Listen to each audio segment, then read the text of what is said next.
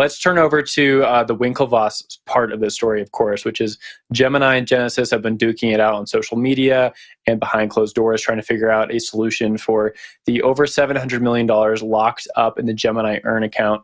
Gemini Earn is a retail program and allowing people to earn yield on top of their crypto coins they hold within the Gemini exchange. A Gemini Earn program would go through Genesis, the trading and lending program. And then when Genesis halted withdrawals, of course, Gemini Earn also halted withdrawals.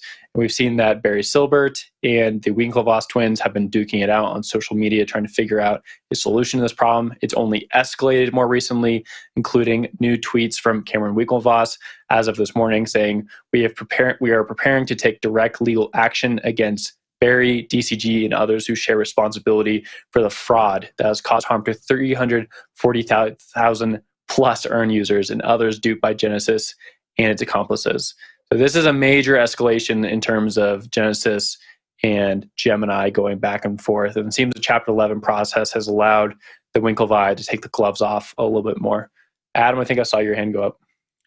Yeah, I mean, just on the Winklevoss kind of confrontation that's been going back and forth over the past couple of weeks, I think it's important to note that right now there's a narrative war going on, and that narrative war really has to do with who's a victim and who's a wrongdoer, right?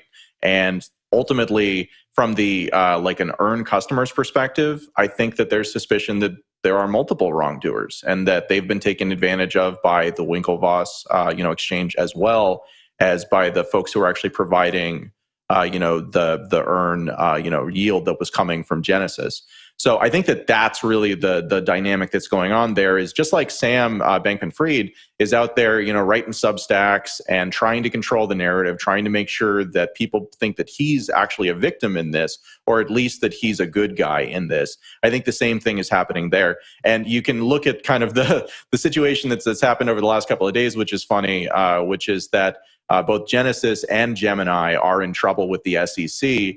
Very opportunistic move on the SEC's part. Again, like from what the Winklevoss folks have told us, again, like it's not a surprise to the SEC that they were offering this program. And they had, in fact, been in negotiations with them for 17 months while regulated by a New York State regulator. But still, you're seeing, again, a case largely being brought against, or at least an investigation into the entire product that is not differentiating between Gemini, the exchange, and Genesis, the yield provider, and is basically treating them both as bad actors. So there's that big narrative, I think, that's going on. And until we start to see kind of the facts come out as this case progresses, I expect that we will see increasing heat on all of this stuff from really all sides.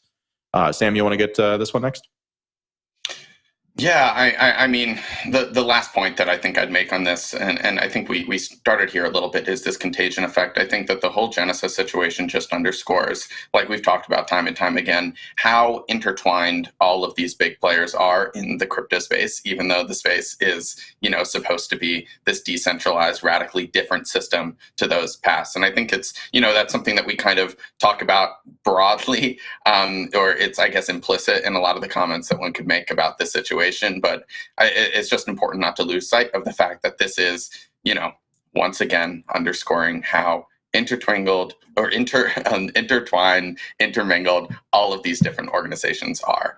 I'm curious what this means, once again, in terms of whether capital moving forward, whether these higher yield products, whether people are going to move towards these more decentralized options. Not saying those don't also have a lot of issues that maybe are more difficult to uncover than we found, in these more traditional bankruptcy cases.